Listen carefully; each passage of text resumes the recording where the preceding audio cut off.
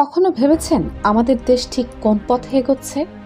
কিন্তু যখন দেখা যায় প্রশাসন ভাঙাচোরা, শিক্ষা ও বিচার ব্যবস্থা দুর্বল, অর্থনীতি ক্ষীণ, তখন প্রশ্ন আসে রাষ্ট্র সংস্কার কতটা জরুরি।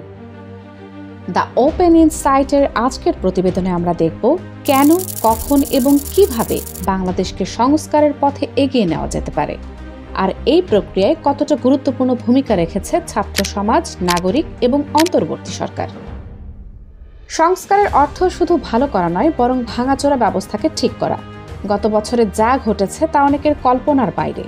শুধু কয়েকটি বিশ্ববিদ্যালয় কেন্দ্রিক আন্দোলন শুরু হয়েছিল, তা ক্রমে গোটা সমাজকে ছুঁয়ে গেছে। ছাত্ররা আন্দোলনের মাধ্যমে যে ক্ষুদ্র স্ফুলিঙ্গ সৃষ্টি করেছে তা দেশের জন্য বড় পরিবর্তনের পথ খুলেছে।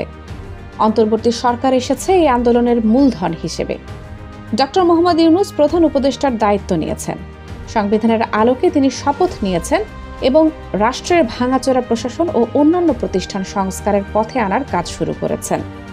রাষ্ট্র সংস্কারের বিষয়টি শুধু রাজনৈতিক নয়, এটি সামাজিক, প্রশাসনিক এবং অর্থনৈতিক সব ক্ষেত্রেই প্রয়োজন।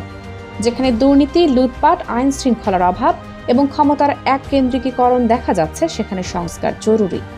সংবিধান সংস্কার ছাড়া ভবিষ্যতের স্বৈরাচার প্রতিরোধ করা সম্ভব নয়। বাংলাদেশের রাজনীতি দীর্ঘদিন ধরে সংকটে। নির্বাচনী ব্যবস্থা যথাযথভাবে কার্যকর নয়, ক্ষমতার পরিবর্তনই এখানে সম্ভব হয়নি। আইন, বিচার এবং প্রশাসন প্রায় রাজনৈতিক দলের অধীনে। শিক্ষা, স্বাস্থ্য এবং নিরাপত্তা ব্যবস্থায় দুর্বলতা লক্ষ্য করা গেছে। প্রধান উপদেষ্টা অধ্যাপক ইউনূস বলেন, দায়িত্ব নেওয়ার এক মাসে অন্তর্বর্তী সরকার 198টি গুরুত্বপূর্ণ সিদ্ধান্ত নিয়েছে। 59টি জেলা প্রশাসক বদলি, 110 জন পুলিশের পদোন্নতি, অতিরিক্ত সচিব ও যুগ্ম সচিবদের নিয়োগ, এগুলো শুধু প্রশাসনের সংস্কার নয়, দেশের জন্য নতুন আশা। শিক্ষা ব্যবস্থায় উচ্চ শিক্ষা থেকে প্রাথমিক শিক্ষা পর্যন্ত সংস্কার শুরু হয়েছে। উপাচার্য ও উপাচার্য নিয়োগে স্বচ্ছতা এসেছে। বেসরকারি শিক্ষা প্রতিষ্ঠানে রাজনৈতিক দখলদারিত্ব বন্ধ হয়েছে। এভাবেই ধীরে ধীরে রাষ্ট্রের মূল কাঠামোকে শক্তিশালী করা হচ্ছে। রাষ্ট্র সংস্কার আন্দোলনের প্রধান সমন্বয়ক হাসানাত কাইয়ুম জানিয়েছেন, 3 থেকে 8 বছরের মধ্যে বাংলাদেশকে সম্পূর্ণ সংস্কার করা সম্ভব। দেশের উন্নয়নে এটি একটি যুগান্তকারী পদক্ষেপ হতে পারে। রাষ্ট্র সংস্কারের মূল লক্ষ্য হল দেশকে সব ক্ষেত্রে স্বচ্ছ, শক্তিশালী এবং জনগণমুখী করা। চলুন দেখি 7টি প্রধান ক্ষেত্র যেখানে সংস্কার অপরিহার্য। নির্বাচনী ব্যবস্থা। শান্তিপূর্ণ, জবাবদিহিমূলক নির্বাচন নিশ্চিত করা দরকার। প্রতিটি নাগরিকের ভোটের গুরুত্ব থাকা উচিত এবং রাজনৈতিক প্রক্রিয়ায় মানুষের বিশ্বাস পুনরায় স্থাপন করা জরুরি। সংসদকে স্বাধীন ও শক্তিশালী করতে হবে। কোনো প্রকার অবৈধ বা অতিরিক্ত ক্ষমতা সরকারের বাইরে রাখা যাবে না। আইন সকলের জন্য সমান প্রযোজ্য হতে হবে। বিচার ব্যবস্থায় যোগ্যতা নির্ভর নিয়োগ ও স্বাধীনতা অপরিহার্য। বিচারকরা রাজনৈতিক চাপ ছাড়া সিদ্ধান্ত নিতে সক্ষম হতে হবে।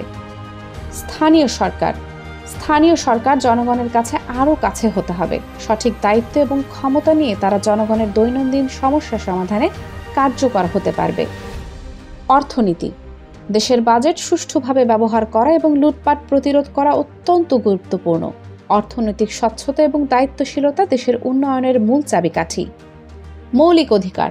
প্রতিটি নাগরিককে তার মানবিক ও সামাজিক অধিকার নিশ্চিত করতে হবে। মানুষ যেন তার স্বাধীনতা, সুরক্ষা এবং ন্যায় পাওয়ার ক্ষেত্রে অক্ষত থাকে। শিক্ষা ও স্বাস্থ্য। মানব সম্পদ উন্নয়নের জন্য শিক্ষা ও স্বাস্থ্য খাতে অবিচ্ছেদ্য সংস্কার প্রয়োজন।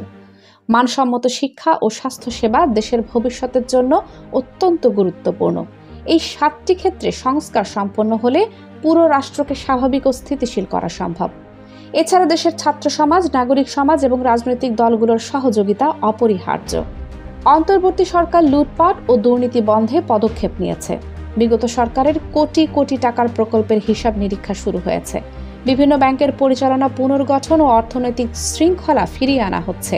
শুধু প্রশাসন নয়, দেশের অর্থনৈতিক কাঠামো সংস্কারের আওতায়। শিক্ষা, স্বাস্থ্য এবং মানব সম্পদের উন্নয়নকে রাষ্ট্র সংস্কারের মূল ভিত্তি হিসেবে ধরা হয়েছে। অত্যাবশ্যক মৌলিক অধিকার, নিরাপত্তা এবং নাগরিক সচেতনতাই সংস্কারের সঙ্গে যুক্ত। এভাবে বাংলাদেশকে শুধু রাজনৈতিকভাবে নয়, সামাজিক ও অর্থনৈতিকভাবে শক্তিশালী করা সম্ভব। অন্তর্বর্তী সরকারের লক্ষ্য স্পষ্ট।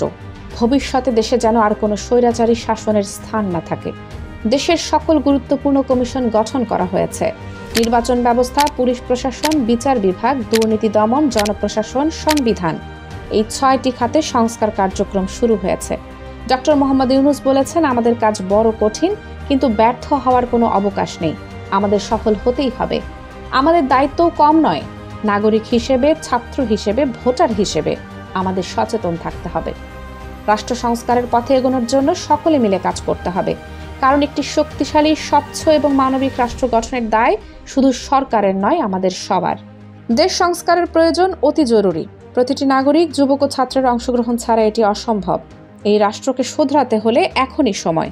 চলুন সচেতন হই, চলুন পরিবর্তন আনি, চলুন আমাদের বাংলাদেশকে নতুন দিক নির্দেশ করি। সংস্কার ছাড়া উন্নয়ন অসম্ভব, সংস্কার ছাড়া স্বাধীনতা অসম্পূর্ণ। এটাই আমাদের ইতিহাস, এটাই আমাদের ভবিষ্যৎ।